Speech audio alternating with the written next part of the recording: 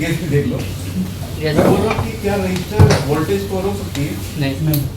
ठीक है, थोड़ा सा ड्रॉप हो सकती है लेकिन रोक नहीं सकती। तो यहाँ पर आपने आरटीसी चेक किया था और आप चेक करें लो एसआरटीसी इन हो रही है हमारी 3 वोल्ट और आउट हो रही है हमारी 0.2। अब यहाँ पर सवाल ये उठता है कि कैपेसिटर की चेकिंग कौन कैसे कर सकता है। तो जैसा कि मैंने पहले बताया था कि आप कभी कभार किसी चीज़ की शॉर्टिंग नहीं निकाल पाएंगे, ना ही लीकेज पकड़ पाएंगे। तो अगर आपको लगता है कि ये लीक हो गई है तो इसको ये सीपीयू से भी हो सकता है प्रॉब्लम और ये कैपेसिटर से भी हो सकता है। तो कैपेसिटर से हम लोग वैल्यू लेते जा रहे हैं। ठीक है, जरा देखते हैं कि बोर्ड पर लगी हुई इसकी वैल्यू क्या है। तो ये ओके वाली जो है वो 1 और जो खराब हुई है वो 2 किलो। तो लीकेज बस ऐसे ही पकड़ सकते हैं आप, बल्कि अगर आप बाहर निकाल देंगे उसकी वैल्यू लेंगे तो बहुत हाई आएगी। ठीक है, 40-50 किलो ओम भी आ सकती है। तो लीकेज में आप सिर्फ अंदाज लगा सकते हैं कि पहली वाली इतनी है तो दूसरी भी इतनी ही होनी चाहिए, लेकिन ये हर जगह सही नहीं है। जैसे डीएमआई का निगेटिव का अलग इम्पिडेंस आता है और पॉजिटिव का अलग इम्पिडेंस आता है। जैसे डीएमआई एरिया पर जो नेगेटिव पॉजिटिव डेटा जारी होती है, जब उसकी वैल्यू शॉर्टिंग के लेंगे तो अलग अलग आपको इम्पिडेंस मिल सकता है। बट आरटीसी रीसेट और एसआरटीसी रीसेट तो सिंगल है और वहाँ पर कैपेसिटर लगा हुआ है। यहाँ पर हमने 70 किलो ओम से भी शॉर्टिंग देखी है, मतलब लीकेज देखी है। तो सिंपली आपको कुछ नहीं करना है इसमें। ये बोर्ड में हम पावर डालते हैं, एक बार देख लेते हैं क्या लोड दिखा रहा है। लोड पर नजर रखिए। लोड कितना है? 0.5 किया था, देखा? ऑफ कर देते हैं एक बार, फिर से ऑन करते हैं। कोई लोड जीरो का जीरो ही लोड। पावर डाला 0.65 होता है और ऑफ गया था, यानी इसका जो है आरटीसी वेल पर पावर नहीं पहुंच रही है। ऐसे में क्या करना है आपको? सिर्फ ये कैपेसिटर आपको निकाल देना है, मर्जी आपकी, लगा भी सकते हैं आप। अभी होगा क्या कि मैं इसको ही निकाल करके डाल देता हूँ, चॉपिंग भी होता है लेकिन कुछ देर चल जाएगा। वैल्यू कम आ रही है तो आप इसको निकाल करके बाहर रखिए। मिलेगा बात? ये केस ज्यादा आता है इसलिए थोड़ा सा मैं बार बार आपको दिखा देता हूँ।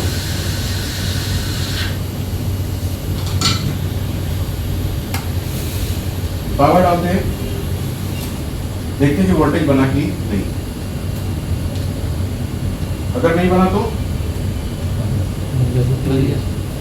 नहीं बना तो फिर सीपीयू से प्रॉब्लम हो सकता है। तो ये बन गया बोर्ड में पावर। अब इसको ऑन करना है। ये तो ऑटो ऑन हो जाना चाहिए, सीमा से लगा हुआ नहीं है। एक बार करके देख लेते हैं हम।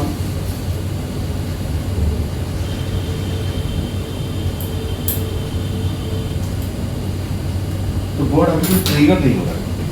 तो हो सकता है कि कुछ और भी एक प्रॉब्लम हो, जैसे अभी 32 किलोवाट्स अब बन रहा है कि नहीं वो चेक कर लेते हैं। खराब हो सकता है।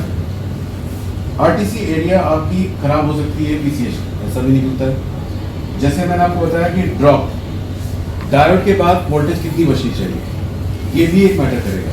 एक तो यहाँ पर 3 वोल्ट जो आपको दिख रहा है वो तो सही है, ज़्यादा कम नहीं है। जैसे 2.7 हो 2.6 हो तो मान सकते हैं कि आरटीसी पूरी तरह से शॉर्ट है। 32 किलोवाट फिर से चेक कर रहे हैं क्या? नहीं सर। थोड़ा इसको छोटा कर लेते हैं। ठीक है, पावर लगाया हुआ है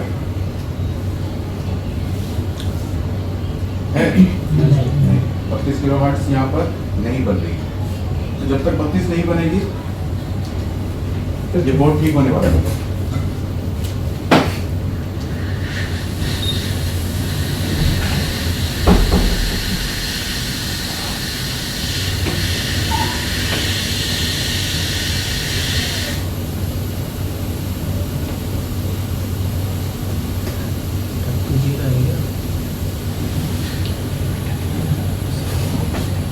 बना? नहीं। कहाँ से प्रॉब्लम होगा? तो नहीं हो सकता है, लेकिन अभी भी हमारा 2 चीज़ बचा हुआ है, इंट्रूडर और जो भी चीज़ अगर और भी है तो इंटरमीडिएट में अवेलेबल होगा तो वो भी चेक करना पड़ेगा। अगर सारी चीज़ सही है उसके बाद भी अगर आपका 32 नहीं कनेक्ट हो पाता है एक और ट्रिक बता देता हूँ, समटाइम इस कैपेसिटर के खराबी के कारण भी 32 किलो नहीं बनता है। एक लास्ट ट्रायल हम लोग कर देते हैं। +2 का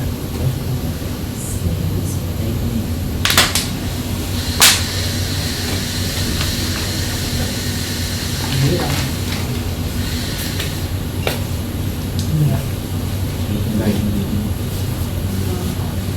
तो ये मुझे जहाँ तक लगता है कि ये CPU से प्रॉब्लम है। देखिए, अगर बहुत सारा कोड आपका होगा कि RTC रीसेट या SRTC रीसेट ठीक करने से ऑन हो जाएगा, अगर बशर्ते कि आपका 32 किलोहर्ट्ज काम कर देना चाहिए। तो जब शॉर्टिंग होती है, लीकेज होता है, डैमेज कर सकता है वो CPU से। बात समझ आई? तो RTC की दिक्कत एक कॉमन दिक्कत है जो आपको बोर्ड में देते हैं।